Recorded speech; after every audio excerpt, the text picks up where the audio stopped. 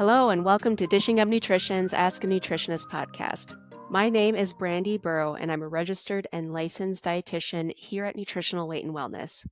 Today we're doing a special episode all about the thyroid and specifically symptoms of hypothyroidism. So January is Thyroid Awareness Month. So I just wanted to take this opportunity to help our listeners learn more about this really important gland. So let's talk about what the thyroid is. The thyroid is a gland that's shaped kind of like a butterfly, and it sits at the base of your neck. So it's a really small gland, but it plays a very significant role in your health. Your thyroid hormones affect pretty much every cell, every tissue, every single organ in the body. So this is a really important piece of how we function. And a well-functioning thyroid will help the body use energy efficiently. It's going to help you regulate your temperature. And basically, it allows your brain, your heart, your muscles, and all other organs to function properly. So you may have an over or under functioning thyroid and not even realize it. The thyroid is usually an overlooked issue when it comes to addressing other health issues. The most common condition related to thyroid function is hypothyroidism.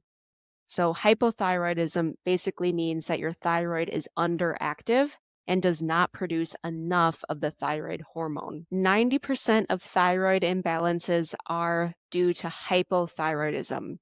And the most common symptoms of hypothyroidism are extreme fatigue, muscle weakness, low blood pressure, depression, brain fog, feeling cold all the time. You might even see some irregularities with your menstrual cycles, and you can start seeing hair loss, poor hair growth, poor nail growth. I also see changes in digestion, and you may also see unexplained weight gain. And unfortunately, many people with these symptoms have been prescribed medication to just address the symptoms. Maybe they've been prescribed antidepressants or sleeping pills, or maybe a laxative if they've developed constipation, or maybe they've just gotten the advice, you need to exercise more and eat less in order to lose weight. But these are not really solutions to the underlying issue of an underactive thyroid.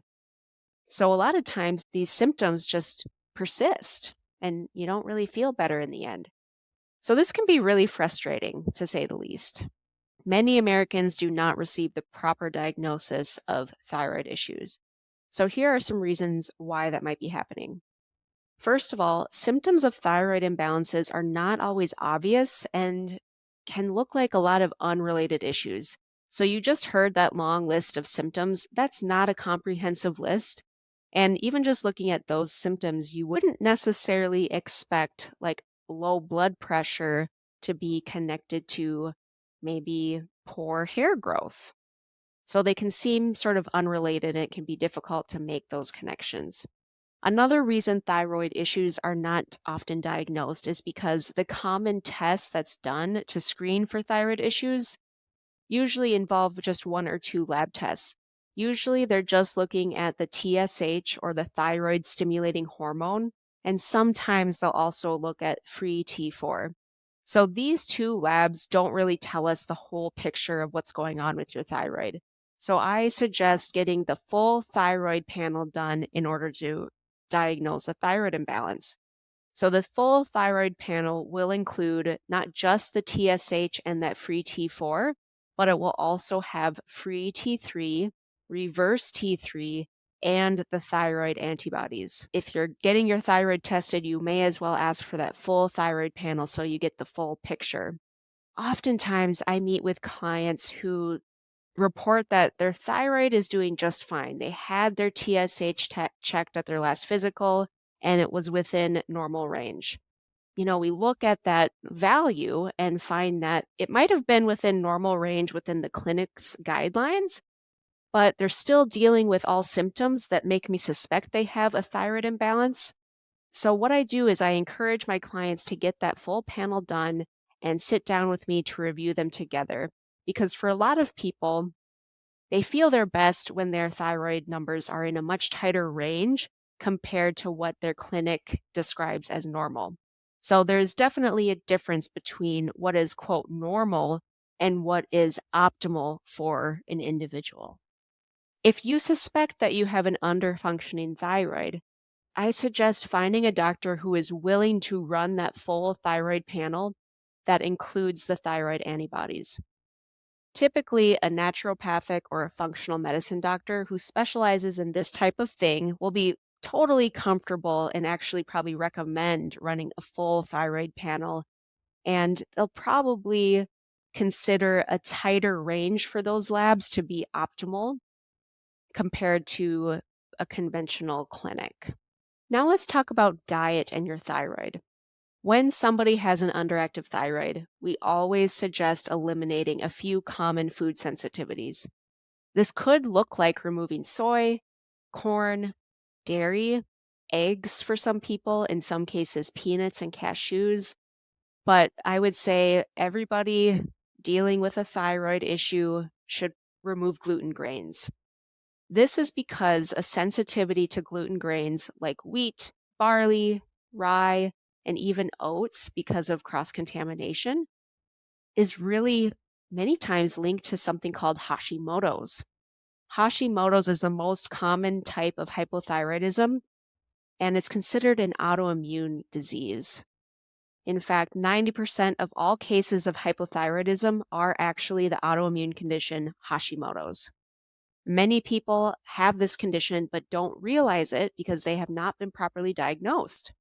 So that's why we encourage you to meet with a medical professional who has run through those lab tests with you and done the full thyroid panel so that you don't just get brushed off after getting your TSH tested and find that it's in, quote, a normal range. The dietitians here at Nutritional Weight and Wellness will spend the time that you need to figure out a plan to heal and support your thyroid, especially if you have that diagnosis of an underactive thyroid. So like I mentioned, when I hear hypothyroidism, as a dietitian, I first think about starting a gluten-free diet.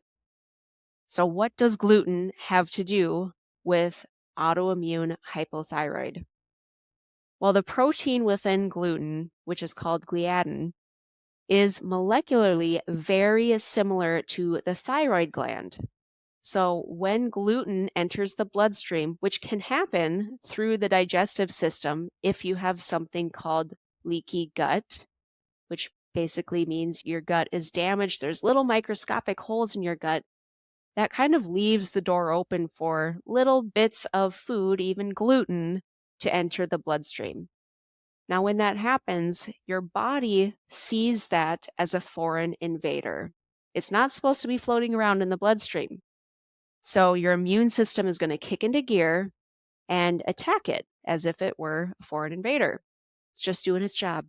But the problem with that is the thyroid protein looks so similar to the gluten protein that the body starts getting confused. And while it's attacking the gluten protein, it also starts attacking the thyroid because it thinks that the thyroid tissue is part of the problem and it tries to get rid of it.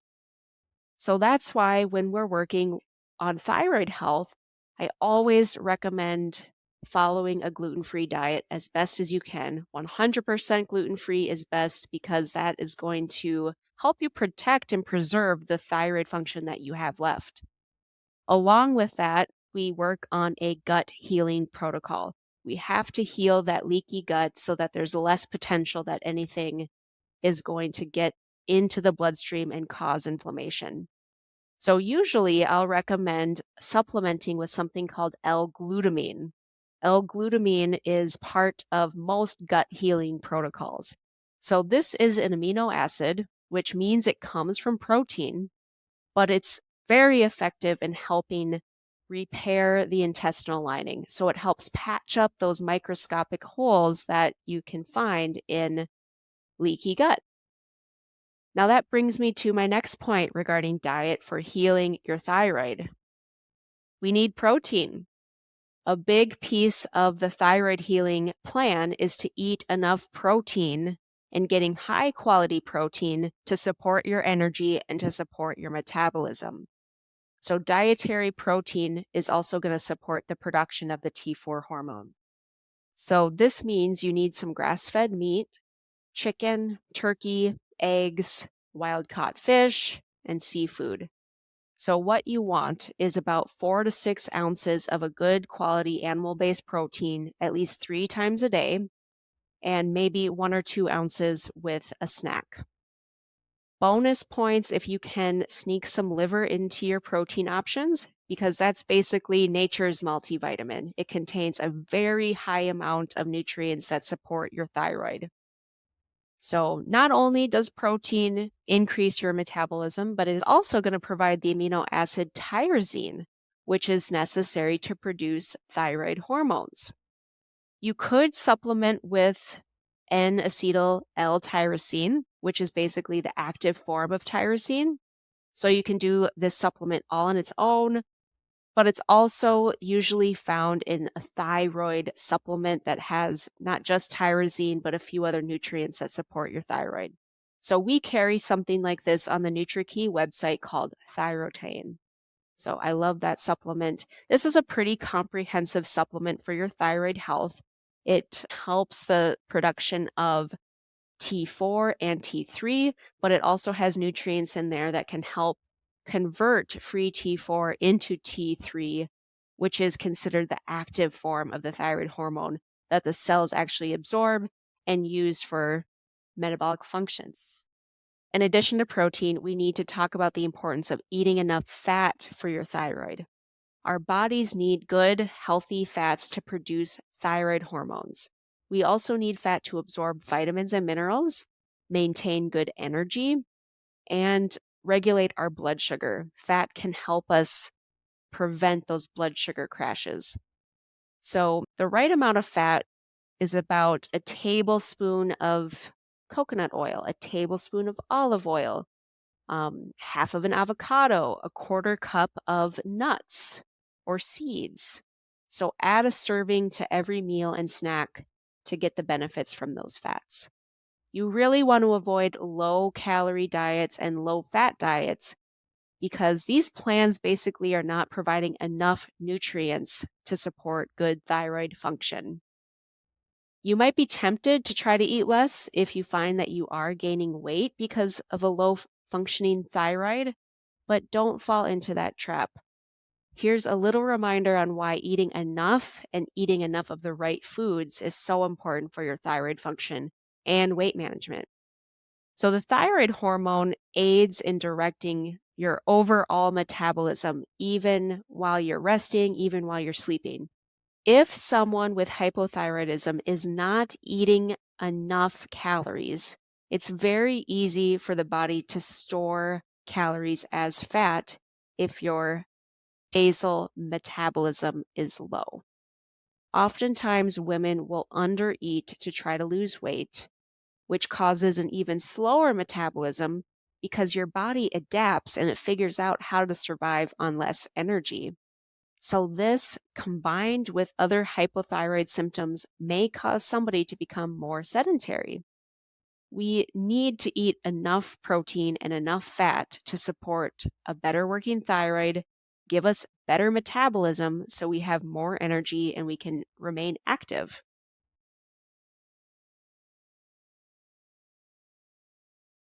Now let's talk about some specific nutrient deficiencies that are common with hypothyroidism. Zinc is something that I often see with an underactive thyroid. Zinc is needed to produce the TSH, thyroid stimulating hormone, but it's also needed to produce free T4 and free T3. So some good food sources of zinc are red meat, pumpkin seeds, and oysters. Some other signs to know if you're low in zinc are white spots on your nails, poor wound healing. Maybe it takes a long time for you to heal from a cut or a burn or even a cat scratch. Or maybe you get sick a lot. Maybe you have low immune function. Another sign is you're starting to lose your sense of taste, or maybe you find yourself adding a ton of salt to your meals. Those are all signs of a zinc deficiency. But we need zinc, so watch for those signs. Selenium is another key mineral for making thyroid hormones. A very simple solutions to make sure you're getting enough selenium is to eat 2 Brazil nuts every day. So Brazil nuts are really rich in selenium. I have some clients that think of their Brazil nuts as their selenium supplement for the day. Some other good food sources of selenium include fish, seafood, and those organ meats like that liver we just talked about. In addition to diet, the environment can play a pretty big role on the health of your thyroid. So we want to avoid toxic chemicals like artificial fragrances and plastics as much as possible in our daily routines. A great resource to get started with this is the Environmental Working Group. So you can head to their website, ewg.org. You can actually search on their website to double check how clean or toxic a household product is or a beauty product is. So ewg.org is a really great resource to use. Stress can also be a big factor when it comes to thyroid issues. Our endocrine system is all connected, which includes the thyroid, your adrenal glands, and your reproductive organs. So, stress that impacts the thyroid could be from chronic life stressors, something that's an ongoing stress in your life that's never resolved, or it could even be an infection like Lyme's disease. Or maybe you're just somebody that is kind of generally kind of high strung or an anxious person. This all sort of triggers stress in your body, and it can trigger overproduction of cortisol, our stress hormone. So, high levels of cortisol can impair your thyroid hormone, which can result in a low thyroid function. So, if you can manage your stress, reduce your stress, your thyroid numbers might improve. For stress management, I recommend getting enough sleep, very effective in managing stress. I also recommend some gentle exercise, something really calming like yoga, stretching, walking outside. You can try meditation or guided breathing practices for stress management. Regular outdoor and sunshine exposure is a good way to manage stress, but you have to find something that's going to work for you. A couple other things that can help with stress management, there are a few supplements that can be useful. Ashwagandha is an herb that can help calm stress and actually improve thyroid function. Ashwagandha is something that I suggest using in acute states of stress. So if you're maybe going through a rough period at work, you've got deadlines, or maybe you're packing up your house, getting ready for a move, big stressors like that. And it is something that I recommend taking a few weeks off every few weeks. So kind of cycling on and off if you find the ashwagandha helpful. There are a few other supplements that can help for just calming the brain, calming the mind. L-theanine is one of my absolute favorites for, anxious thoughts, general anxiety. 5-HTP and GABA are a couple of other options to kind of rotate through. So all of these options are supplements that I would review in more depth during a one-on-one appointment just to determine which one or which combination is best for the person in front of me. Well, we just scratched the surface on this very important topic today. If you would like to get the best support with your thyroid issues, naturally, I highly encourage you to make an appointment with me or any one of the dietitians here at Nutritional Weight and Wellness. Don't wait to start feeling better. Get the support that you need now. We have in-person or virtual appointments, whatever is the most convenient for you. And our website is full of free resources and articles all about thyroid health. So head to our website, weightandwellness.com, if you want to learn more. Well, that is it for today's show. I hope you found this episode helpful and informative. Thank you all so much for listening, and have a great day.